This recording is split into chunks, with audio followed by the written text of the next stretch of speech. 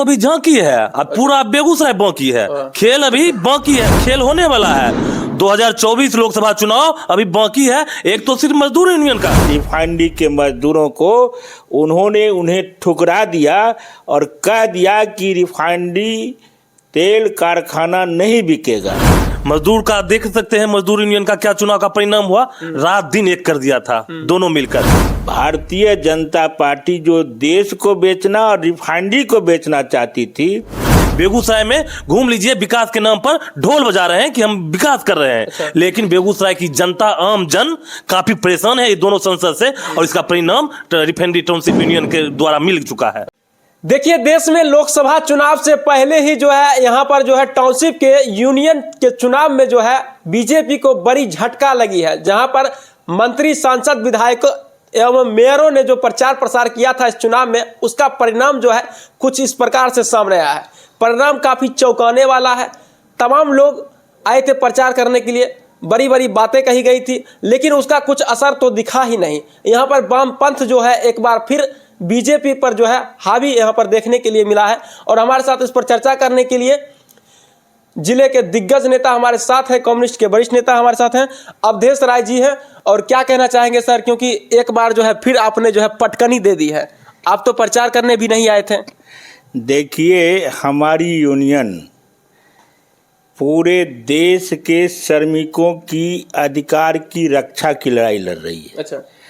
हम सार्वजनिक क्षेत्र कायम रहे, निजी हाथों में नहीं जाए, देश के उद्योग और सभी प्रतिष्ठान को बेचा नहीं जाए। अच्छा, बेचा नहीं जाए। और भारत सरकार जो अभी भाजपा के मोदी जी चला रहे हैं, देश के हर चीज को बेच रहे हैं। अच्छा, केंद्र के मंत्री गिरिराज सिंह आए हुए थे, प्रचार प्रसार में आए हुए थे, जो यहाँ के विपक्ष में श्रमिक विकास जो हैं उस टीम से आए हुए थे। उन्होंने कहा कि कम्युनिस्ट ने जो है, वामपंथ ने जो है इंडस्ट्रियल स्टेट को ख़त्म कर दिया है। आप कह रहे हैं कि उन्होंने ख़त्म कर दिया है। देखिए, सार्वजनिक क्षेत्र अगर बना तो कम्युनिस्टों का देन था। अच्छा। सोवियत संघ और समाजवादी देशों के सहयोग से भारत में सार्वजनिक प्रतिष्ठानों का विकास हुआ। और जब से ये मोदी जी आए, अमेरिका के लॉबी में गए, देश को बेचना शुरू किया, एक एक कारखाने को बेचना शुरू किया। और सार्वजनिक क्षेत्र के यहाँ तक कि बैंक, LIC सबको बेचने की योजना इनकी है। रिफाइनरी की भी योजना थी। और इसलिए भारतीय जनता पार्टी जो देश को बेचना और रिफाइनरी को बेचना चाहती थी, हम बधाई देंगे रिफाइनरी के मजदूरों को। Kalyan Jewellers 250 showroom celebration. Enjoy 0% making charges on all products. Hurry! Visit Kalyan Jewellers today. Conditions apply. उन्होंने उन्हें ठुकरा दिया और कह दिया कि रिफाइनरी तेल कारखाना नहीं बिकेगा।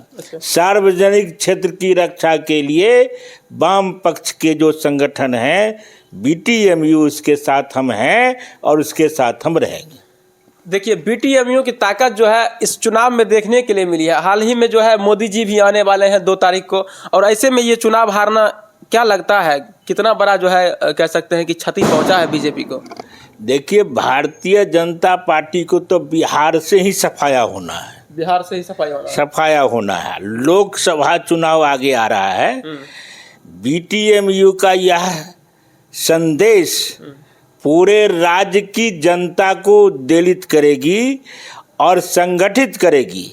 अभी महागठबंधन की राजनीति बहुत तेज हवा में है और इसी कारण से भारतीय जनता पार्टी, देखिए, तिक्रम प्रपंच और प्रशासन के बल पर लोगों की जुबान को बंद करके अपना हक जबरदस्ती जमाना चाहती है, जिसके खिलाफ BTMU ने कह दिया, इस देश और इस राज्य के अंदर कोई तानाशाही नहीं चलेगी, देश नहीं बिकेगा, हम बेचने वाले के खिलाफ खड़े होंगे।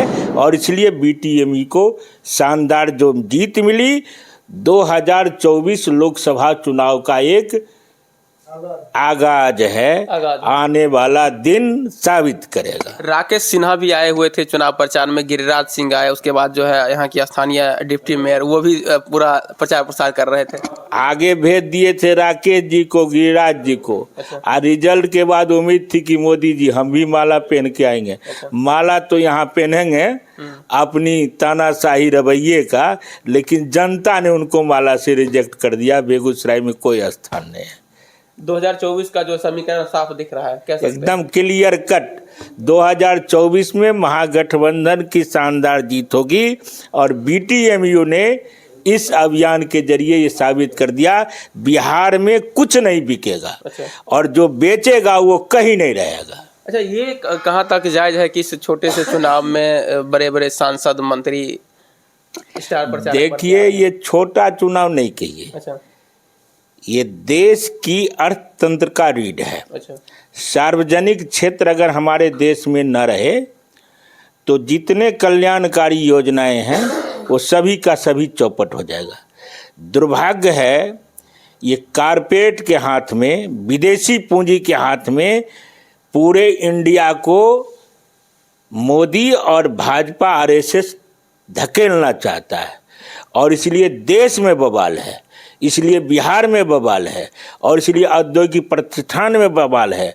और यह चुनाव उसी का एक परिणाम है जिस परिणाम को बीटीएमयू को जिता करके यहाँ के श्रमिकों ने लगातार दिया। चुनाव प्रचार के बाद जो है कई सारे सांसद, मंत्री, मेयर, विधायक जो है लगातार चुनाव प्रचार कर रहे थे। और एक और जो है कहा जा रहा था कि एक तरफ जो है मजदूर है बीटीएमयू का और दूसरी तरफ जो है बीजेपी की पूरी ताकत। क्या कहेंगे आप? देखिए, मैंने कई बार आपके चैनल के माध्यम से आम जनता के बीच बोला हूँ, ये जो काठ का कटबोंगना दुख बेगूसराय में है, इनका खेल खत्म हो चुका है। मजदूर का देख सकते हैं, मजदूर यूनियन का क्या चुनाव का परिणाम हुआ, रात दिन एक कर दिया था दोनों मिलकर। बेगूसराय में घूम लीजिए, विकास के नाम पर ढोल बजा रहे हैं कि हम विकास कर रहे हैं, लेकिन बेगूसराय की जनता, आम जन काफी परेशान है ये दोनों संसद से। और इसका परिणाम रिफाइनरी टाउनशिप यूनियन के द्वारा मिल चुका है। अच्छा जी, ताकत जो है पूरा दिखा दिए है। बिल्कुल। इसका असर पड़ेगा लोकसभा चुनाव? ये तो अभी झांकी है, अब पूरा बेगूसराय बाकी है, खेल अभी बाकी है, खेल होने वाला है। 2024 लोकसभा चुनाव अभी बाकी है। एक तो सिर्फ मजदूर यूनियन का, निश्चित तौर पे जितने भी जिले के जितने भी मजदूर हैं हम लोग के साथ हैं, जितने भी व्यवसायिक हैं तमाम लोग हमारे साथ हैं, जितने भी छात्र नौजवान हैं सब लोग हमारे साथ हैं। ये 5 से 10 साल के अंदर में मोदी का जो कारनामा था उससे उब चुका है। और परिणाम जरूर 2024 में एक ऐतिहासिक परिणाम होगा जो हमारे पक्ष में होगा। क्या कहना चाहेंगे अमीन जी, बताइए। देखिए, ये हम लोगों की एक शानदार जीत है।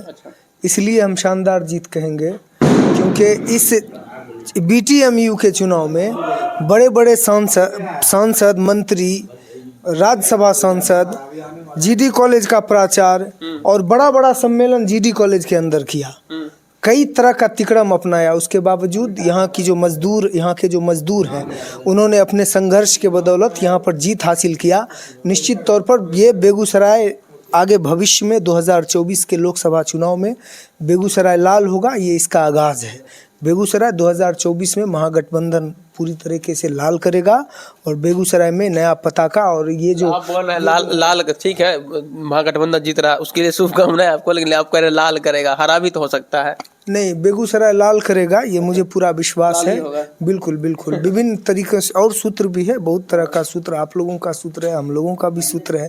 बेगूसराय लाल होगा और निश्चित तौर पर बेगूसराय से मेहनतकश मजदूरों की आवाज़, बेगूसराय से किसानों की आवाज़, बेगूसराय से आम छात्र और युवाओं की आवाज़, जिस सवाल को लेकर आम छात्र लड़ रहे हैं बेगूसराय में दिनकर के नाम पर विश्वविद्यालय के सवाल पर, बेगूसराय में लोकल युवाओं को रोजगार के सवाल पर, ये तमाम सवालों को लेकर जो बेगूसराय जो लाल होगा और जो यहाँ से चुनकर प्रतिनिधि संसद में जाएंगे वो लोग बेगूसराय के जो ज़मीनी आवाज़ है, जो लोगों की आवाज़ है, इन आवाज़ों को वहाँ पर उठाने का काम करेंगे।